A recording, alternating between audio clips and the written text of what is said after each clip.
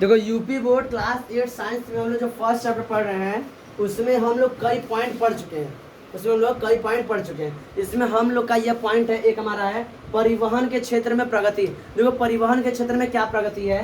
देखो परिवहन के क्षेत्र में प्रगति होने से कई दिनों में होने वाली जो यात्राएं थी वो अब कुछ ही घंटों में पूरी जाती हैं। जैसे क्या अलग होता था, पहले हम लोग जब हमारे पास यातायात के साधन नहीं थे तो हम लोग एक जगह दूसरे जगह जाने में क्या करते, पैदल ही जाना हम लोग करते थे। फिर जब पहिए का आविष्कार हुआ तो हम लोग बैलगाड़ी का इस्तेमाल करते गए। तो जैसे से क्या होता गया, जब परिवहन के साधनों का क्या होता गया, निर्माण होता गया, नहीं आविष्कार होता गया, हम लोग का यात्राएं क्या होती गई, अब आसान होती गई। अब हम लोग क्या करते हैं, एक जगह से दूसरे जगह जाने में लोग कम से कम समय लगता है। जैसे हम लोग को यहाँ से थोड़ा दूर जाना है तो हम लोग साइकिल का इस्तेमाल करें तो थोड़ा समय ज़्यादा लगेगा, बाइक का इस्तेमाल करें तो और कम लगेगा, ट्रेन का करेंगे तो और कम लगेगा, एरोप्लेन का करेंगे तो और कम लगेगा।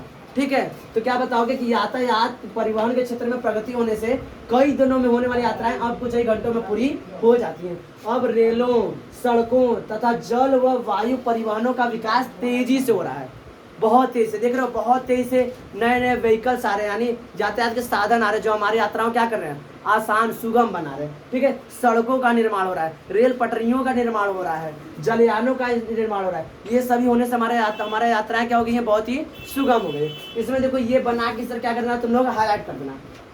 मेट्रो रेल, बुलेट ट्रेन एवं मोनो रेल परिवहन के क्षेत्र में नवीनतम प्रगति है।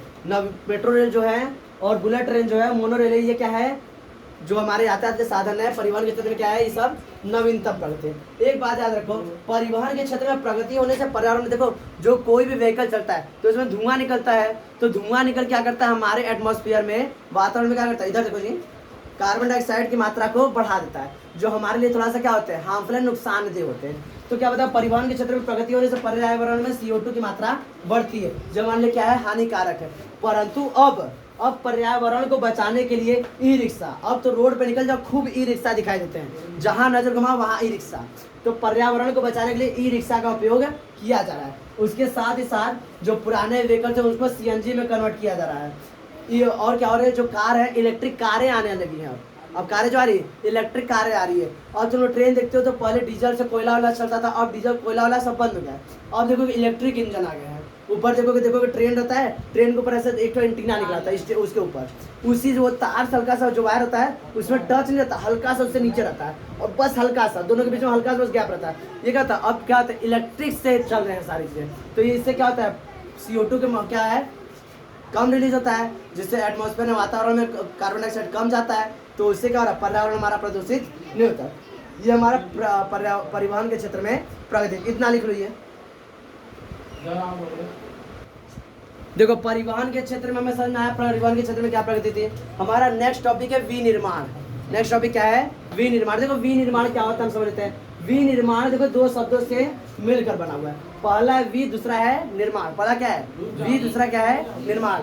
वी मतलब होता है वस्तु और निर्माण मतलब होता है बनाना, यानी वस्तु का बनाना क्या होता है, निर्माण। देखो ध्यान समझो, विनिर्माण को हम समझते क्या होता है। इसका कच्चे माल को मूल्यवान उत्पाद में परिवर्तित कर अधिक मात्राओं में वस्तुओं के उत्पादन को विनिर्माण या वस्तु निर्माण करते हैं। जैसे ध्यान समझो, जैसे हम लोग कुछ भी चीजें देख रहे हैं, हमारे पास ये बुक ही है, ये हमारे पास क्या है, किताब ही है। तो किताब क्या है, ये किताब पहले क्या होगा, पेड़ से काटा गया होगा, पेड़ से पौधों से काटा गया होगा, काट के इसको पेपर बनाया होगा। पेपर का कोई कीमत नहीं, पेपर लेकर आओ उसका कोई कीमत नहीं है। इस पेपर का कीमत तब पड़ जाएगा जब इसमें क्या होगा, इसका हम लोग अच्छे से निर्माण कर देंगे।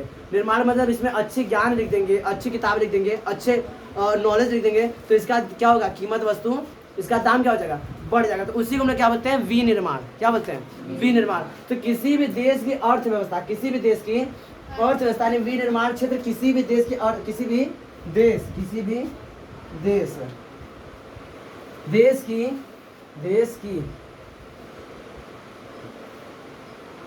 देश की अर्थव्यवस्था संपन्नता का जनक होता है। किसी भी देश की अर्थव्यवस्था किस पर डिपेंड करती है कि उस देश में विनिर्माण कैसा हो रहा है। विनिर्माण मतलब कि कारखाने कैसे बन रहे हैं, इंफ्रास्ट्रक्चर मतलब कि उसमें कितने कारखाने उस देश में, या किन किन चीज़ों का निर्माण हो रहा है। तो उसी से उस देश की क्या होती है, अर्थव्यवस्था। अब जैसे हाथ से कोई चीज़ वस्तु बनेगा, कोई वस्तु हाथ से बनेगा तो समय ज़्यादा लेगा, और उसमें क्या होगा, जो सफाई भी है, कारीगरी जो सफाई भी है वो भी थोड़ी कम आएगी, वो भी क्या होगी, थोड़ी कम आएगी। जैसे एग्जांपल समझो, जैसे होता क्या है कि हम लोग कोई वस्तु देखो हाथ से सिलने में, हाथ से कोई वस्तु सिलने में हम लोग देखते हैं स्वेटर बुनने में कम समय लगता है, लेकिन मशीन से ढक ढक ढक ढक ढक करके सिल के तुरंत दे देगा। तो क्या हो रहा है, हम लोग को देखने में भी अच्छा लगता है और फटाफट फटाफट काम भी हो जाता है। इसे ही हम लोग क्या बोलते हैं, मशीनों का अगर हम लोग उपयोग करें किसी भी काम करने में तो वो क्या होगा, उससे बहुत ज़्यादा मात्रा में क्या होगा, कच्चे माल से हम लोग को नया माल बन के मिलेगा। तो इससे क्या होगा, देश की अर्थव्यवस्था भी